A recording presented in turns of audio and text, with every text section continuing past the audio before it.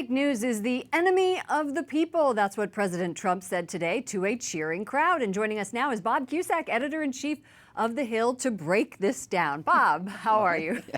He was on fire again today, as he is. You know, before the election, he was saying how bad the media is. Today, he was saying the same thing. Why is it that he is still continuing this media anti-media conversation? Two reasons. Number one, it works for him. It worked for him on the campaign trail. He's now president. Number two, they really believe it. They think that some in the media are out to get them, that they're biased. And Trump did say in his speech today, he said, listen, some are fine, some are good.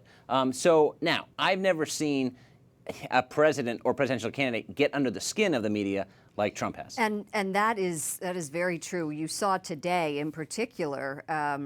Let's take a look at what he said during the day, and we'll show you how he was attacking the media. And CNN is been very upset about this. Let's listen.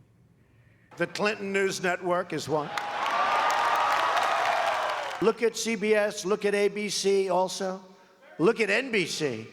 Take a look at some of these polls. They're so bad, so inaccurate. And what that does is it creates a false narrative. So he is talking about all of these different news outlets, and it is, should the media be responding to this?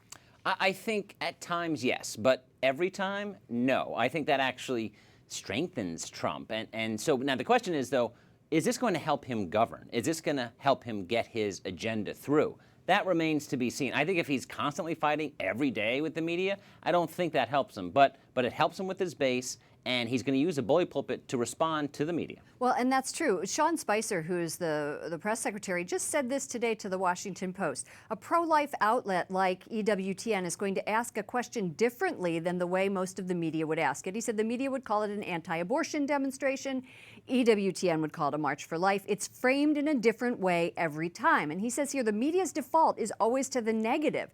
People are not asking softball questions. There just isn't the assumption that we're doing something wrong from the get-go. Mm-hmm. So he is placing other members of the media in the gaggle. Mm-hmm. And leaving out some of the big ones. Yeah. Is that a smart strategy? I think working with some news organizations and not working with others as closely, that's their right to do. I think gaggles and press conferences, everybody should be allowed in. But at the same time, for the press to say, well, you can't change this because it's always been that way, well, no, it's a prerogative of the White House to do whatever they want and to take criticism for doing it. Right. All right. Thank you so much, Bob Cusack, editor-in-chief of The Hill. Thanks, Lauren.